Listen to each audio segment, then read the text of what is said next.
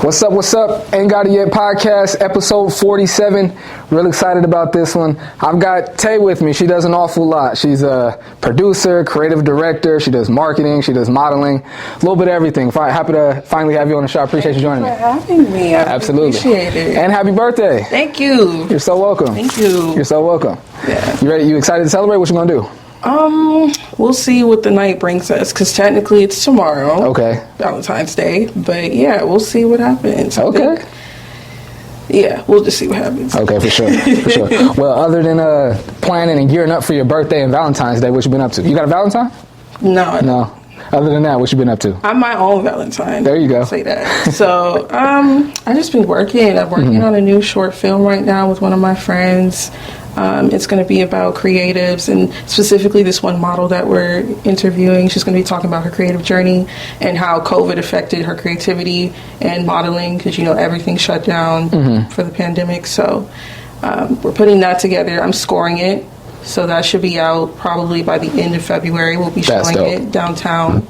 So yeah, I'm really excited about that. This is going to be like my first composition with scoring, and that's something I've always wanted to do. That's dope. You've never done anything like that before? No, I never scored. I always wanted to. It's on my bucket list of like music, like things within music I want to do. Yeah. I feel like I had the opportunity to score something just one time. During the pandemic, I was of course, the only content we could really create was like in the house. So I was just like filming everything, putting like effects and slow-mo and music with it and everything. And like all throughout my day, I was just like being creative with anything that I posted, and just everything went to my story.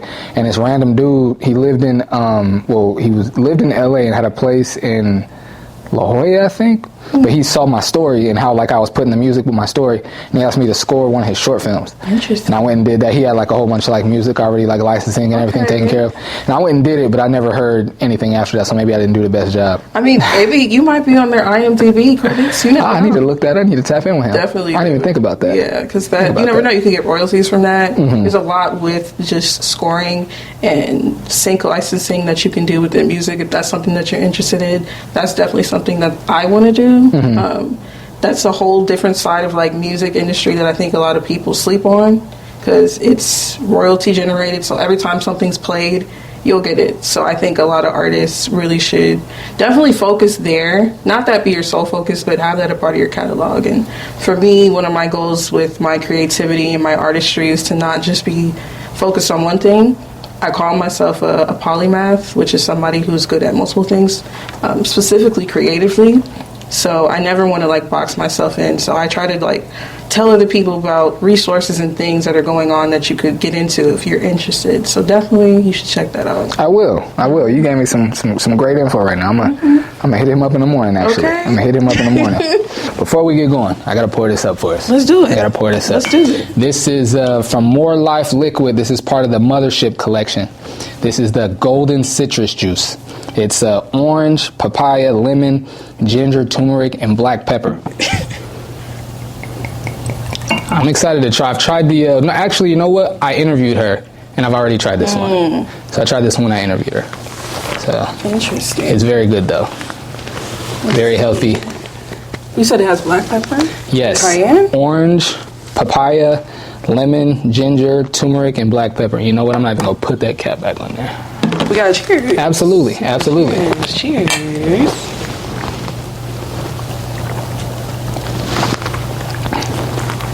That's good. That is good. Shout out to Queen More Life and More Life Liquid and the Mothership collection. That is good. Now make sure y'all go grab that. Hit her up on her website and on her Instagram and social media and everywhere else to grab a bottle, and the whole Mothership collection.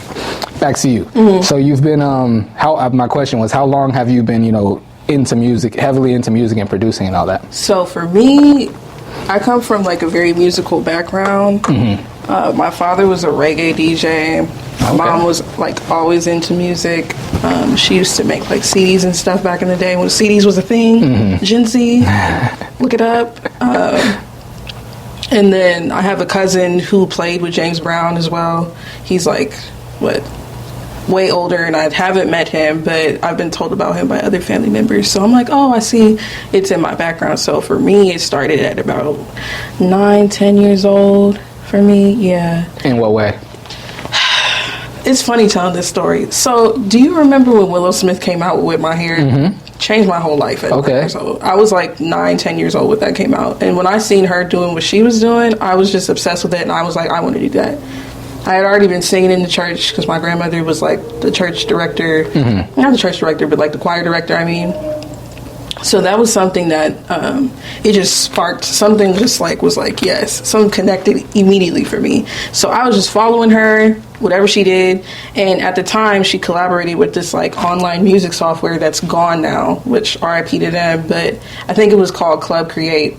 And there was a remix competition where her producer of that song, he put all the stems, which is like each sound, and gave it to them, and it was a remix contest. Whoever made the best remix of Whip My Hair would meet her and all this other stuff and get a cash prize. So I was like, oh, I gotta do this. So I ended up getting into it. I'm like, not even thinking about the remix. I was just starting to make my own stuff and figure out like, oh, this is how a song comes together. This is a melody. This is a quantifying the sounds and everything. Like, it just really opened up a lot for me at 9, 10 years old. And you know, around 2009, 2010, that's really where the intersectionality between like music and technology came together. So that was right up my era of growing up with that. So it started there. I started making beats from there. I was using like online software, and then I went into using Fruity Loops, which everybody has used Fruity Loops. It's pretty easy software. And then my brothers, they used to make beats on Fruity Loops as well, and I used to watch them, and they never would let me play. You know how like you have a little sibling and they want to play PlayStation with you, and they unplug controller. That right there. Ooh, that used to piss me off. So you get a beat machine unplugged. Oh, okay. Or don't save what I make. Or I'll be like, hey, brother, make this. And my brother will see this and he's going to laugh. But yeah, it really started young for me. And then I realized, like, with my family background, it like, oh, this is normal. So music has definitely been something that's always instrumental in my life. And from 9, 10 years old, I'm about to be 24 in less than an hour. And I'm still doing it. So now I think at this point in my life, I'm trying to take it more seriously and be professional about it and be strategic. Eventually, I want to transition into being an artist rather than just a producer. I want to produce for people in multiple genres. I want to score movies, do jingles, like wherever music is played, I want to be a part of it somehow, some way, somehow. So that's, yeah. And so, you say you want to be an artist, and you want to sing, you want to rap, what do you want to do? Yeah, I want to do both. So I used to sing when I was younger. I was in choir in church when I was like 2 to 4 years old, and then in middle school I was it was regular choir, and then ensemble was advanced choir. So it was where you had to audition, and then you were singing and dancing, doing shows at different schools. So I was doing that, and I learned music theory then. So. And I hate music theory so bad. Music theory is literally just math. So if you don't like math, you're not going to like music theory. And a lot of people who make music and are great at it will tell you that. Trust me. So yeah, I definitely want to transition into that. So I want to get developed first before I really like put things out there. I don't want to like rush it. I don't want to get on the rat wheel of putting out content and doing this and put music out, you know. But it is important to still do. So that's where I'm at the moment. That's why I haven't really like push myself and put anything out there yet. You still writing rhymes and still writing songs and everything? Nice. All the time. And then I'm working on a collab tape with one of my producer friends right now. So I'm excited about that. I'm thinking maybe summertime it'll be finished. Okay. Yeah, so I'm excited about that. And then I'm working with this artist. She's a rapper. I think she's from London. She's so dope. So dope. What's her name? Vanda.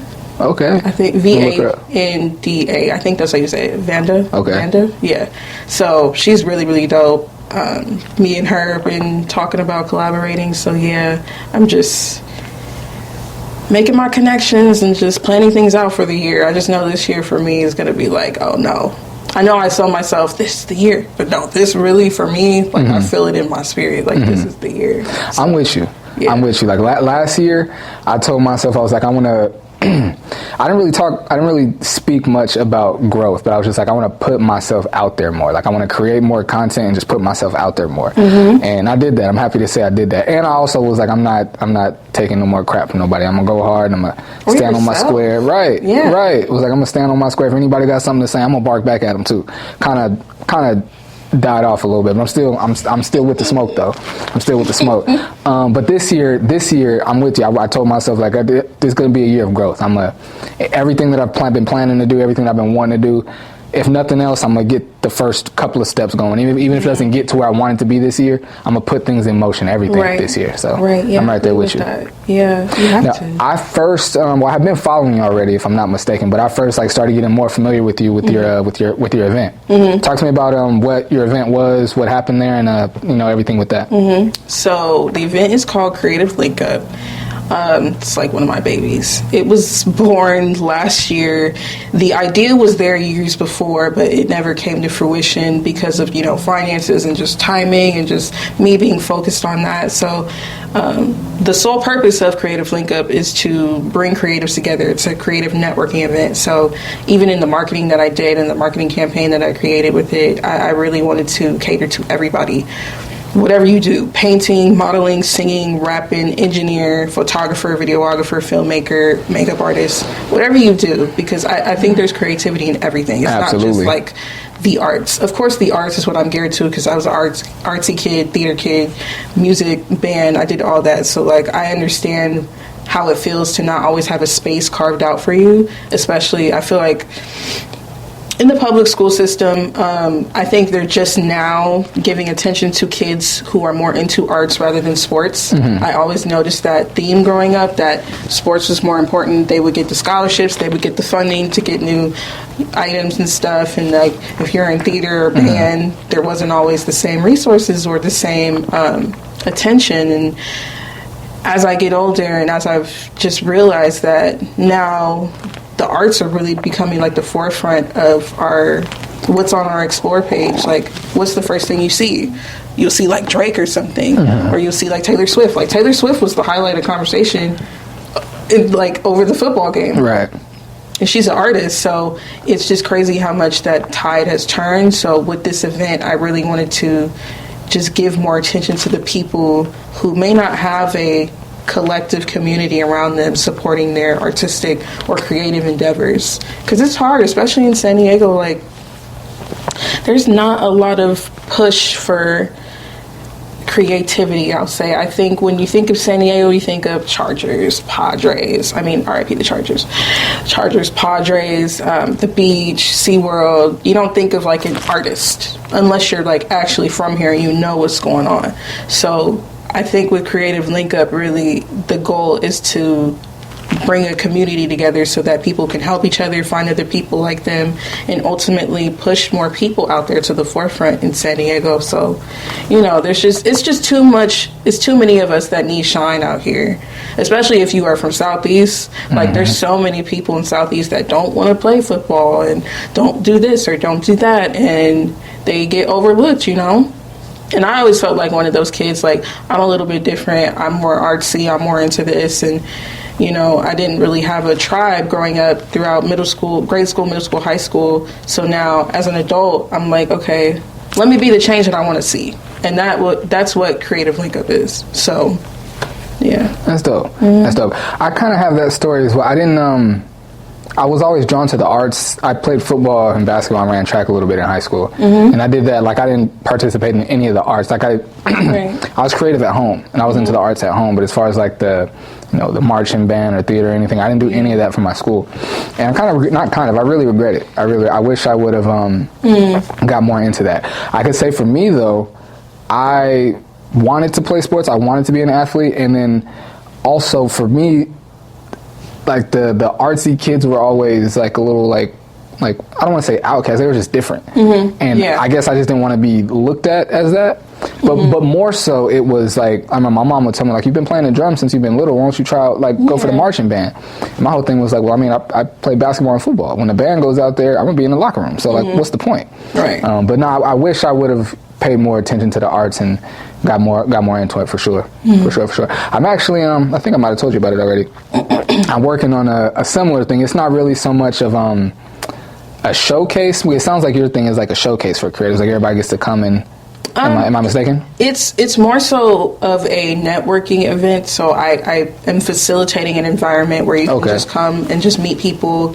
You can get a little bit of like finger food. You can drink a little bit. You can see some performances, but it's not completely just a showcase. Gotcha. That definitely plays a part of it, but I really just am trying to build community. Gotcha. Yeah, but you were talking about your event where you wanted like a kickback, right? Yes.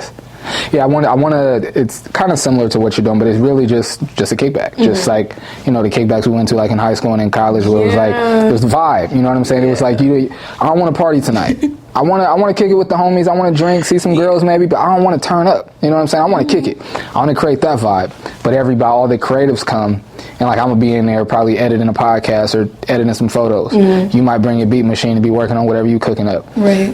One of my homegirls is a painter. She's gonna bring her canvas and be painting, like actively painting it. I just want all the creatives to come in, be able to let loose, take your shoes off, just kick it and create, and then we could all collaborate, bounce ideas off each other. I'm really looking forward to it. My plan was to do it this month in February, but I've been having so much going on. I'll probably do it. March is looking kind of tough too. It might not be till April, but I'm definitely gonna do it this year. Definitely gonna. I can't wait. I'm excited. I definitely would love to come. Oh yeah, you gotta be there. Yeah. Even though I missed your event, you gotta be there. Yeah. We can't go 2 for 2. So. I'm like, you gotta be there, and I missed yours. I ain't nothing. Modeling. How long you been modeling? So I would probably say I've taken it seriously within the last year. Okay. It's something I've always wanted to do since I was a child. How'd you get into it? So how did I get into modeling? I think it was honestly just based off of my interest. And then my sister, she's like a really big photographer out here. And she would always take pictures of me when she had time. So some of them are on my page, actually. And well, this one? Not this one. Oh, okay. Actually, Victoria Taylor did this. Hit her up. Shout out Victoria Taylor. So, yeah, she did this. But no, my other ones where I'm in a black outfit and my hair's red, I have a ponytail, that was my sister. So sometimes she would take pictures of me over the years, and like now that I'm an adult, I can really take advantage of the opportunities. I think that's what really got me into modeling. But honestly, I just always been interested in it, and it's just the timing. When I was younger, my parents did take me to this. They finally were like, okay, we're going to try and put you in modeling. They took me to this agency. They thought it was an agency that was going to get me work. And really, they were just trying to get pictures. They had a meeting and everything. They were trying to see if I would like act on the spot. Like, what do you do? And really, they were just like, they took portfolio pictures. It really wasn't like a agency. So after that, my parents were just like, nah, we're not doing this. I feel it. So yeah, years later, now that I'm grown, I'm like, okay, now I can pay for my own photo shoots. Now I can actually travel to castings. Now I can network with other models and photographers and really figure out, okay, what do I need to do? What are the steps I need to take? But ultimately, definitely modeling is one of my creative goals, building a brand around that. And I really love the art of modeling. I love like 90s supermodels. I think they're so talented. I think some people misconstrue that modeling is just getting pretty and taking pictures, but you really have to sell clothes. You're using your body, you're using, your presence to really sell a dream, a vision. So I think that there's a skill and art form in that, and I just always loved it. So when you say build a brand around modeling, what do you mean by that? So ultimately, my thing for me, my goal is not just modeling, but build my brand around the things that I like in essence. So if I want to model, I'm making money from that. I'm doing things with that. I'm getting opportunities with that. I want to be like a multifaceted creative, really like a creative entrepreneur. And modeling is like falls under that umbrella for me. So music production, making my own music, modeling, creative directing, whatever else that I want to do, all that falls under like what I want to build a brand around. Mm-hmm. Yeah, you already spoke to it a little bit, but being from Southeast, and I ask this to everyone, but not just people from Southeast, from all over San Diego, but being from Southeast, what was your experience like? Because, Southeast, it has this, how do I say this? Southeast has a stigma, a negative stigma. And while some of the things that are said and alleged about Southeast are true, just not to the scale that people make it seem. But, you know, outside of that, like you said, there's a lot of outlets for athletes. There's a lot of, you know, things of that nature that most people would consider when you think of like a black area or an urban area. Right. And you weren't into any of that. What was your outside of that? Like, what was your experience growing up in Southeast? Well, I first started in Paradise Hills in Skyline. My grandmother, my godmother, I had a lot of family in Skyline. A lot of my cousins, Skyline. But my first home was really Paradise Hills, between there and Skyline. So, you know, Skyline already has a rep. And honestly, for me, I feel like it differs for me because I've seen both sides. I've seen what it's like to be like quote unquote hood, and I also seen what it's like to be outside of that, like suburbs. So I've had a taste of both, and I feel like because of that, I can be equally, not to say you can't be book smart in Southeast, because there's plenty of intelligent people that are from there, stay there, all that. But like, it's given me a good level of being book smart and street smart, so I know how to carry myself. And even though Southeast does have a rep, I think anybody who comes from there will always say that it will teach you a lot more than any like school or college could teach you. I think that, you know, it's shaped me. It's a part of who I am, and I can never take that away. Even though some worst experiences of my life have happened there, some of the best experiences of my life have happened there. So I'll never like completely discount Southeast. Like, it's always going to be my home. I'm always going to know people from there. All the time I meet people, I'll be like, you're from here? And it's like we connect on that. Like, it's like a bonding thing. And I think for a lot of black and brown people that come from there, you know, even if we move out of there, even if we move out of state, anytime we meet each other, anytime we link up, it's just like a 100%. Yeah, you know. So I didn't even know you were from Southeast. I didn't even know that. Yeah, you wouldn't, because I don't. Yeah, but some people, they will like not wear it, but they will definitely like express themselves like, yeah, that's their whole personality. Not if that's a bad thing at all, but and then there's some people where you wouldn't even know at all. But yeah,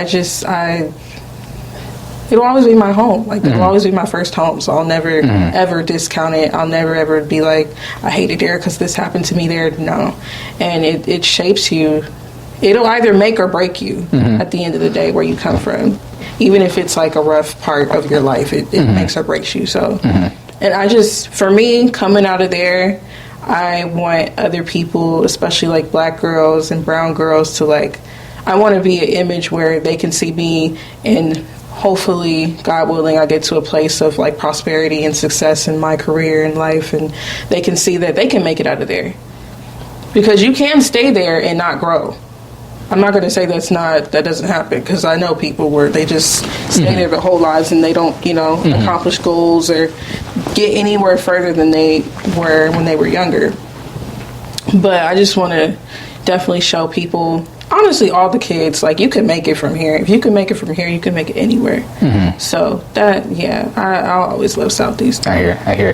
I don't, and then granted, I haven't talked to the whole Southeast, but I don't think I've met a single person that's from Southeast that like regrets that doesn't promote or like appreciate the fact that they're from the Southeast. I haven't met a single person that's like, I'm from there, but I don't, like, everyone that's from the Southeast loves to be from the Southeast, from what I've noticed. I don't think I've met anybody that's like, nah, like, exactly. You know what I mean? And then also, similar to you, it's a little different for me because I moved to North County. I was gonna say, like, no, like, pretty much I tell people, like, people, are you from the Southeast? Like, Flex, you from it? Like, yeah, but I mean, I left after 7th grade, so it's easy for people to not know that I'm from there, you know what I mean? So it's a little bit different.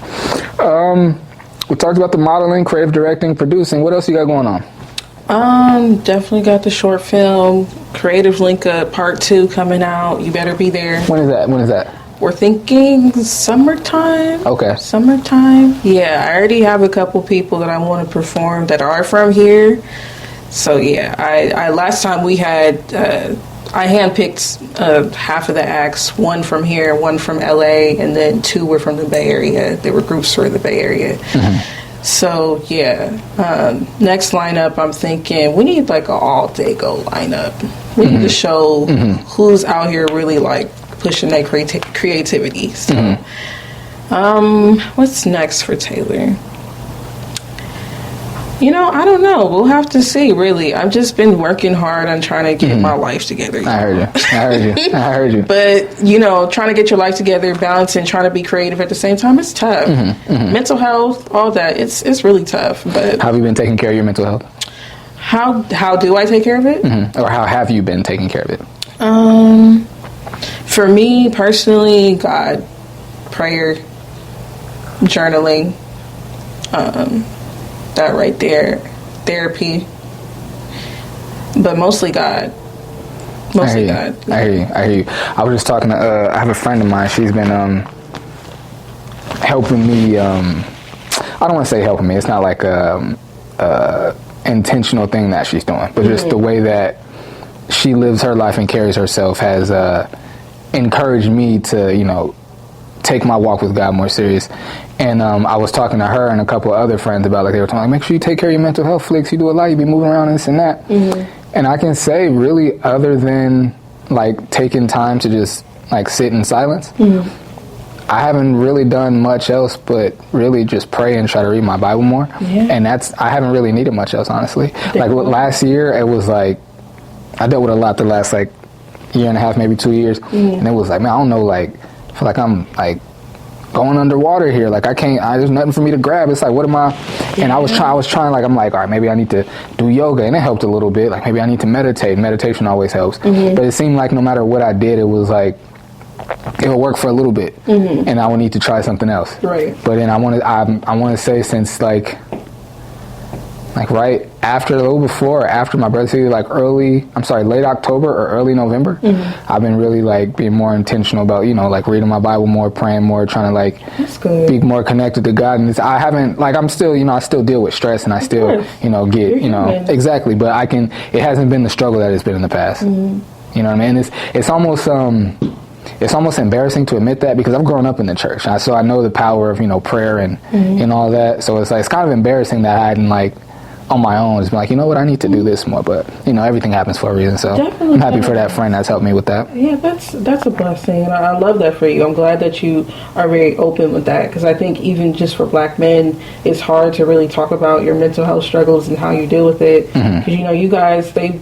society wants you to be stoic and don't care about nothing, you know. But I think you being on your own platform and you promoting, like, well, not even just promoting, just being honest about your struggle and what you go through. I think a lot of people will resonate with that. And hopefully that sparks the brain for other men and just people in general to, like, take care of themselves. Admit that something's wrong. I need to talk to somebody about this. So I love that. I'm so for that. I hope I can be a figure like that too. That's why I'm like, you know, I'm going through it.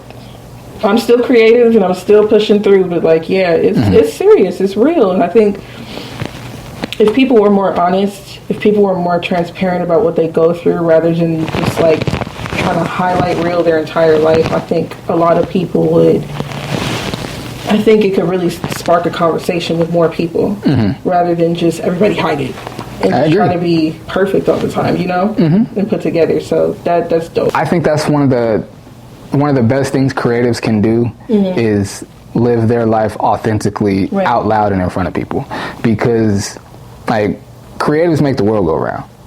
Like, creatives are the ones that have the eyeballs. And I'm not saying me per se, just creatives have the eyeballs. And I feel like the people that have people looking at them, if they are, or we are, authentically living our lives and talking about our struggles and our pitfalls as well as our successes and our triumphs, I feel like that just helps everybody. Because, like you said, everyone's living, like, showing their highlight reel. You know what I mean? And I feel like that was one, like, rest in peace, and Nipsey. That was one thing I very much appreciated about him. Man. Where you always saw his wins. You always saw when he got to something new, but you saw his struggles as well. Like, you saw, I mean, up until, you know, his demise. You saw he lived this life authentically in front of everyone. You know what I mean? And he had no, you know, he wasn't shy about, like, I'm from where I'm from and I am who I am, but I'm doing different stuff now. So it's like you could follow me or get out my way, but I'm doing different stuff now. You know what I mean? Yeah. And I so much appreciate that. I think that's the best thing creatives can do, is to authentically live our lives in front of people. Definitely. I try to do that as much as possible. Like, if I'm having a bad day, I'm having a bad day, y'all. I'm sorry. It's not always Right.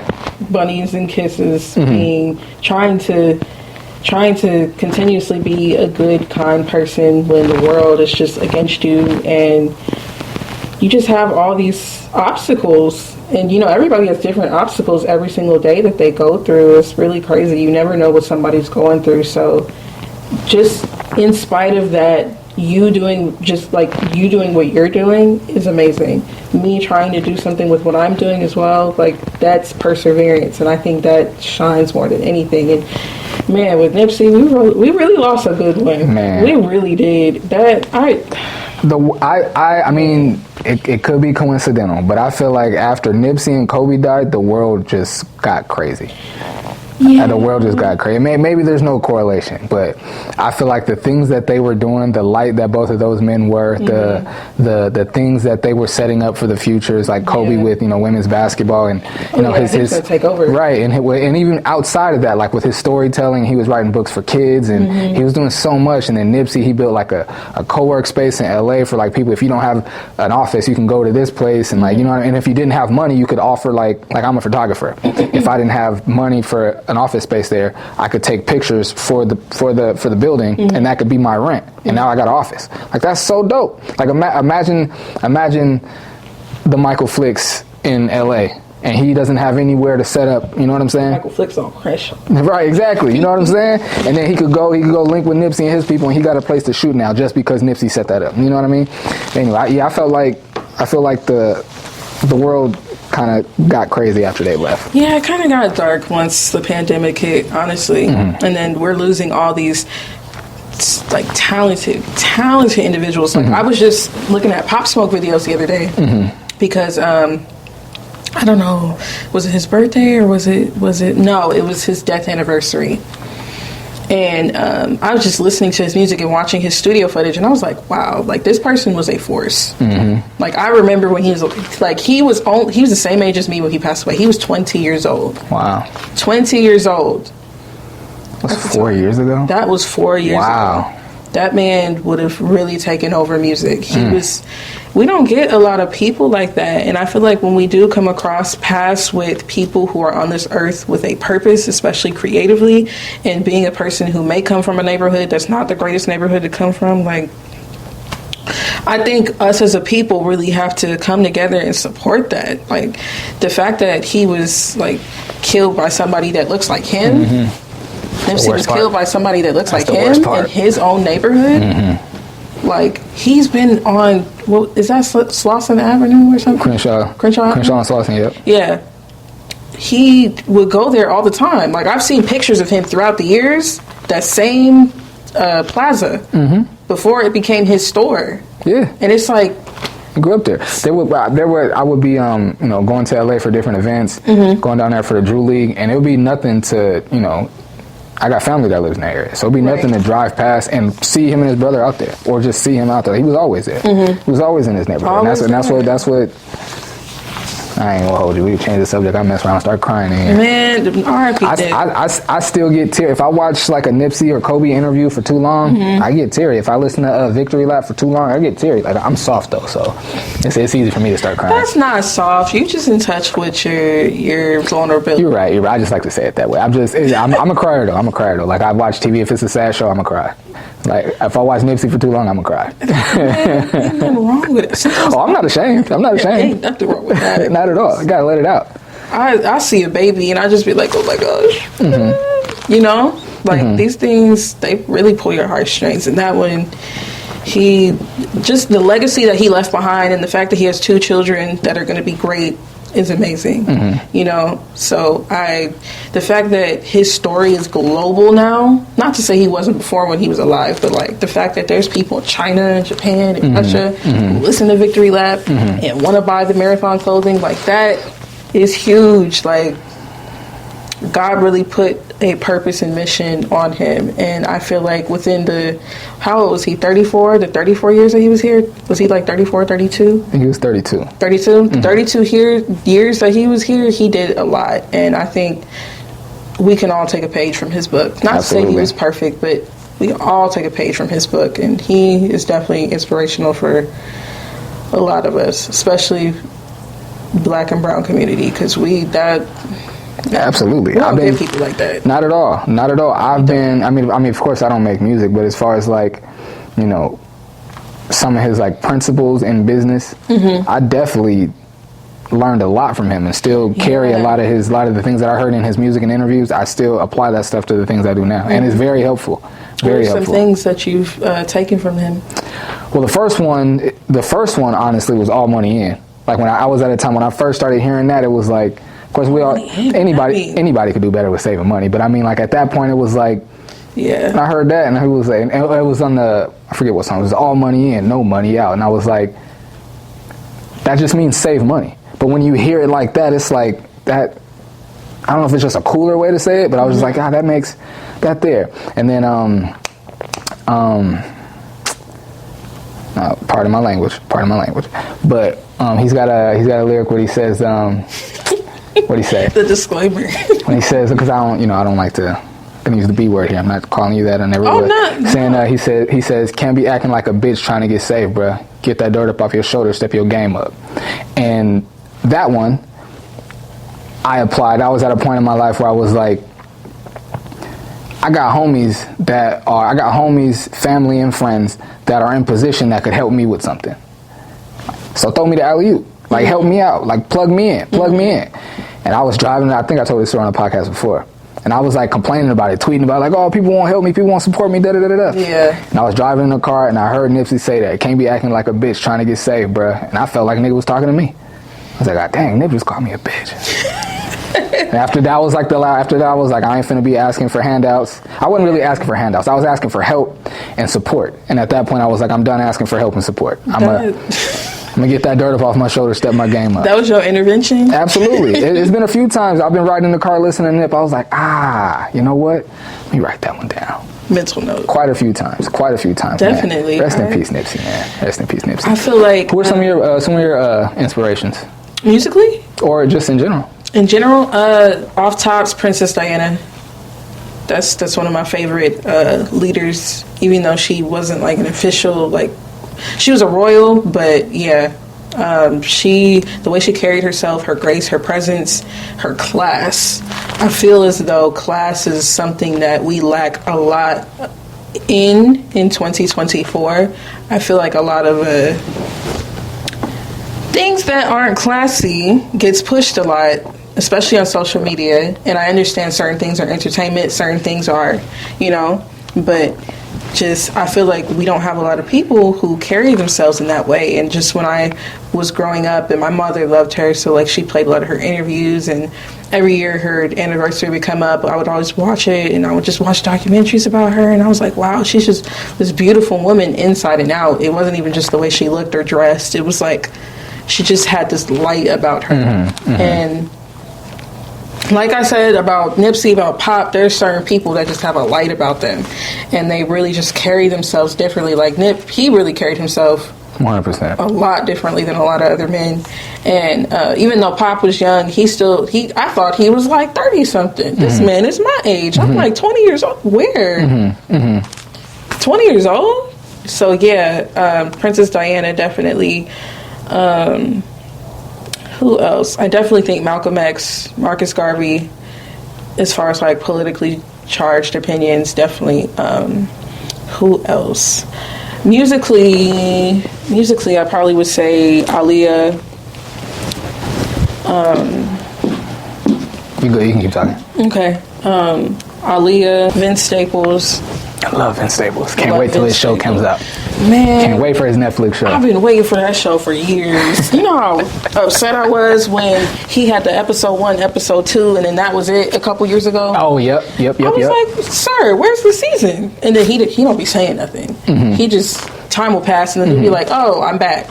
So, yeah, definitely him. He's everything I look for in an artist. He is. Schoolboy Q, A$AP Rocky. As far as like producers, right now my favorite producer is Benny X, and then there's this one producer. His name is Fashion Week. He's like still like underground, but he did a project with Baby Cody, and that, I think, what was it called? Vanity Hour. That's probably one of my favorite projects. Just the sonics, the mix, the use of the certain snares, the way he did it, it was just crazy. But Benny X, his versatility as a producer is so crazy. Like I heard like a grime, UK grime. Have you heard of it? Are you familiar with it? I've heard of it. I'm not very familiar. So UK grime, it's a genre that's originated out there. It has like different elements of like electronic music and like hip hop. Yeah, it's really like, I'll definitely have to play some for you so you can understand, because it's more so like you got to hear it and it's like, oh, what is this? I've never heard that before. I've heard him like make UK drill, UK grime.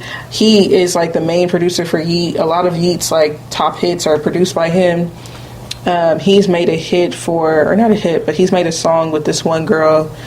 I think it was like a pop song. And I was like, Benny X did this? So like, he's done like multiple different genres, and I love that, because for me as a producer, that's something that I want to do. I don't want to be just hip hop, even though I'm good at that. But his versatility is crazy. Other producers, let me think. Pharrell for sure, Timbaland, Dr. Dre, DJ Quick. DJ Quick's so underrated.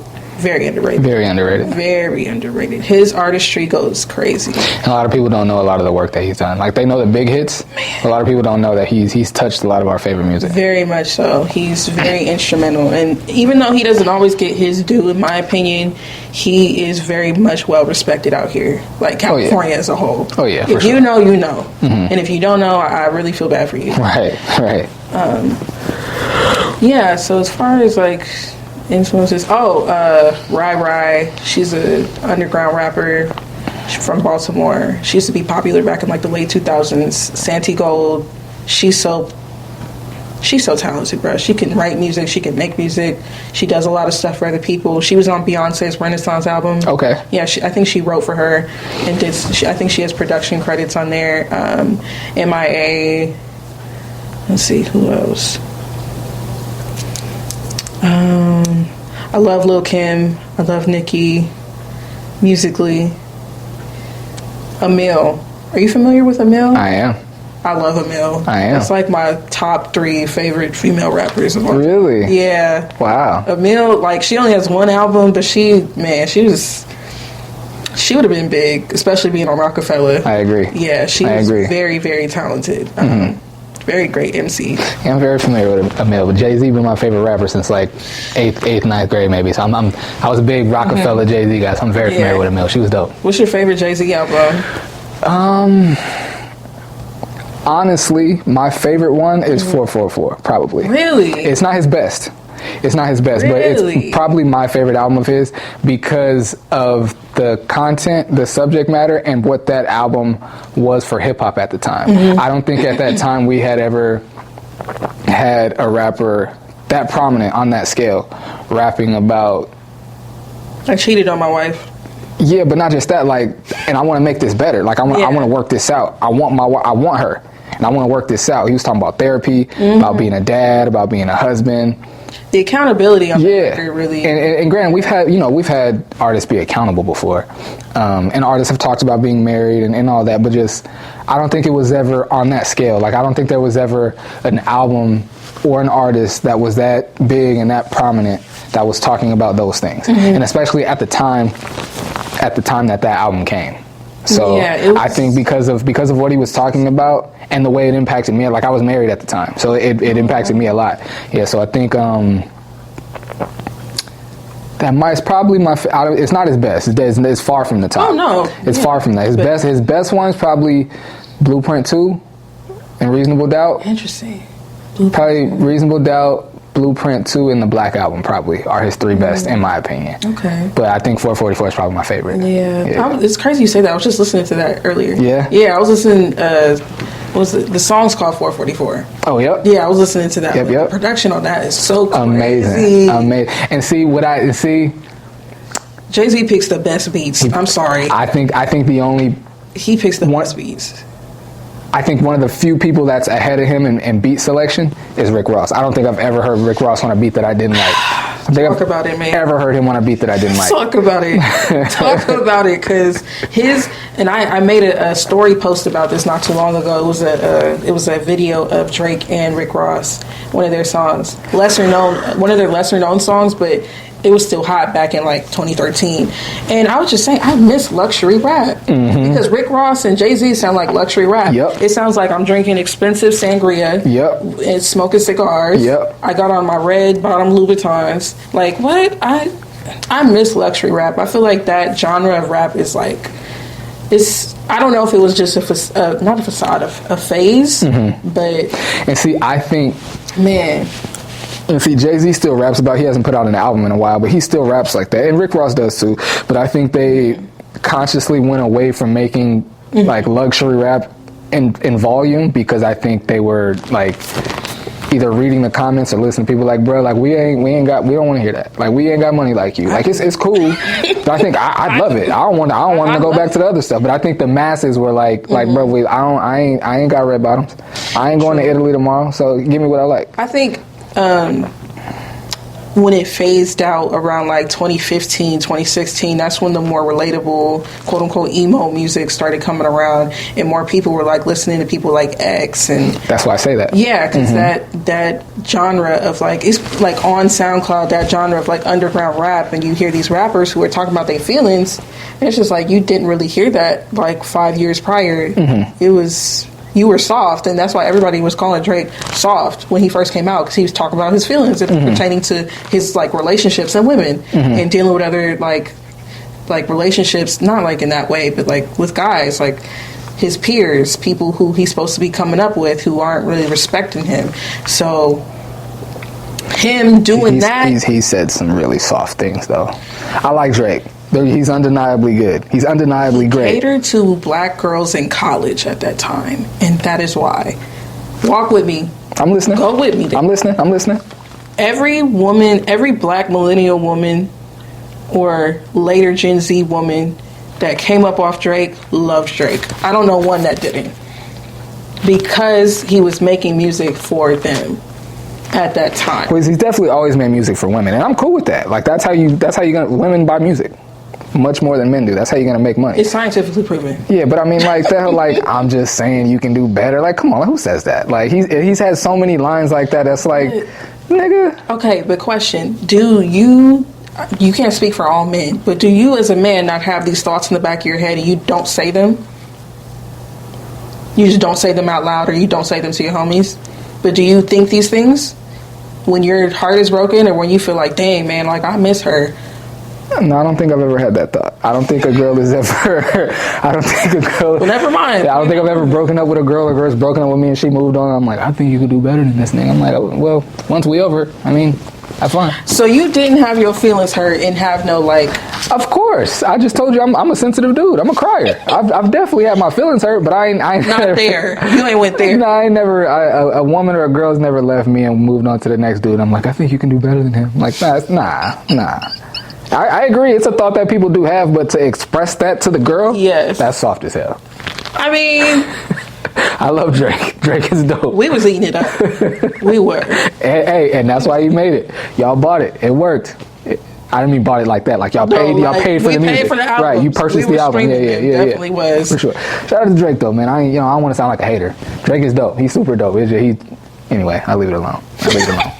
Well, I guess you just went down some of your favorite artists, but oh no, I guess we already got into that. I was about to say what's next for you, but you said the next event is you said shooting for the summer? We're thinking, me and my co-founder, thinking summertime. We're trying to take it outside of San Diego. I definitely want to keep doing them here for sure, because I want people out here to be like, oh, you going to this? Oh yeah, we gotta go, and bring the homies that even if they don't do like creative stuff, they're still gonna come. So yeah, more events, more music, more expanding the brand. I have a media production company called Please Do Not Touch Artwork. That is where I'm going to be doing a lot of my creative stuff for myself. It's a production company for myself, but also for other artists. But Nice. just building my brand with it first as a portfolio almost. So like all the stuff that I do, videos, visuals, films, events, music, the stuff that I do for myself, I want to replicate that for other people and just bring visions to life. So yeah, that's already been launched, but I just have to start posting for it. You know how hard it is to keep up with the rat race of social media? Big time. And Goodness gracious. man, so yeah, that's been my thing. So Gotcha. yeah, I like it. I'm excited for that. I'm getting some help with that. I have some mentors. Get some business mentors. If you are starting a business, I really advise you get some business mentors. Even if it's just one person, definitely you need all the help you can get because most businesses fail in the first 2 years. Facts. And I refuse to be one of them. There you go. So, yeah, there's nothing wrong with getting help. Definitely get help. So, yeah, I'm really, really excited about that. And just all the projects that I'm working on. I've been so busy. It's not fun because I love to sleep. But I heard that. Speaking of which, I want to say it on the show because I've realized with me, if I speak it on the show and then the episode comes out, it's like I like put it in the world and it helps it happen. I've noticed that when I talk about stuff on the show. So another thing that I want to do, all the artists, the like music artists that I've had on recording artists that I've had on the show, I want to do a showcase like for all of them. Or like I don't know who's gonna headline, so don't But all the artists that I've had on the show, Rick Scales, Dago Fats, Tiny Dude, shout out Dago Fats. Mitchie Slick is coming up. Dago Fats is my favorite rapper, not just in San Diego. Dago But, Fats like, is my favorite rapper. He's really dope. He's so dope. Yeah. Man, he's so dope. But all the artists that I've had on the show, I don't know if I want to do it downtown, but definitely in San Diego. I want to do a showcase for all the artists that I've had on the show. I think that'd be really dope. Yeah, that'll be really That'd dope. be really dope. I kind of had. And I want to bring my freestyle show back. Your freestyle show. We got to talk because For sure. I got an idea. Oh, bet. And we could probably collaborate on that together. Okay, let's keep that on the hush. Let's not say it. Yeah, let's keep that on the hush. Bet. But definitely, yeah. Dago Fats is so talented. Like I've had a couple conversations with him, and he's just very respectful, very very talented, and I can't wait to see him like blow up. I really could see that for him. It's just a matter of time. Yeah, it really is. I would love to work with him. There's a couple people in the city I would work with. Him. I've always wanted to work with Lil Weirdo.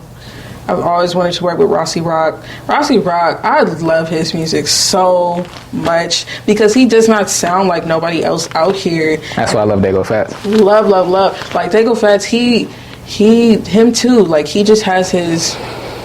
He did a freestyle over Kanye's Homecoming. I was like, sir, who do you think you are? Ain't nobody rapping like Dago Fats, man. I've been saying this since the first time Like, I heard what? him. And I've been trying. Actually, I feel like that should be like his tag now at this point for me. You should use that Fats. Ain't nobody rapping like Dago Fats. Every time I hear him, I'm like, can't nobody do what this nigga's doing, man. He's so dope.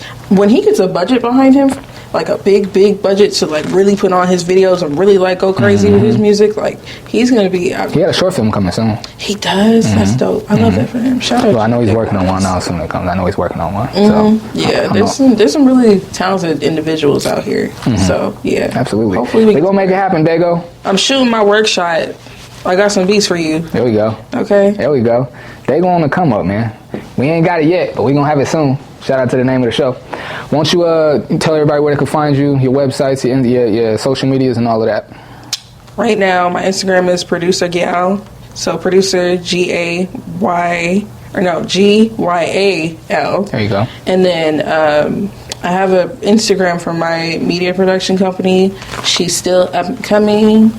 It's Please Do Not Touch Artwork. So yeah, I'll be posting all my stuff there. I usually put it on my personal, and that's my problem. I gotta differentiate the two. But yeah, definitely you'll see more stuff coming from me.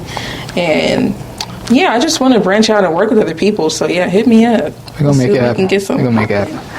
Looking forward to seeing that for you. Thank you so much. Seeing all your success and everything that you do this year. And likewise. Thank you. Thank you for joining me on the show today, too. Of course. Thank you. You're welcome back anytime. If you got anything you want to promote, anything you want to talk about, or if you just want to come and kick it, you're welcome to come on the show. Oh, yeah. I'll be anytime. in the back. Oh, for sure. I'm going to make the beats for the show. There you go. And I need a theme song. I've been telling Fats and A1 Beans I need a podcast theme song. Let's do it. We can do a podcast theme song. There you go. Freestyles, all that. All of that. All of that. Like I said, I appreciate you joining me on the show. Thank you so much for having me. Been another episode of the Ain't Got It Yet podcast. I appreciate y'all joining me, man. Till next time. Take care. That was dope. That was really dope. I had so much fun. I'm glad. It's a little cold in here, but that's okay. It is.